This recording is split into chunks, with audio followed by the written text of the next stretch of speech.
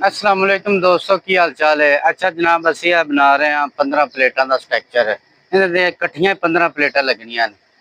ते इस स्ट्रक्चर का इस स्टैंड का वजन है तकरीबन गलबन आएगा 16 गुमान। तो असी वेखो डबल लाक असी बनाने पे हाँ। वेखो इतने भी लाग पै जाते, इतने काबले कसे जाते। तो वाह यार उत्ते लाग लाए ने। वेखो एक इतने आ भी काबला कसा जाए, भी कसा जाए, लाक हो जाए करे आपका जड़ा ना डिग्री ते।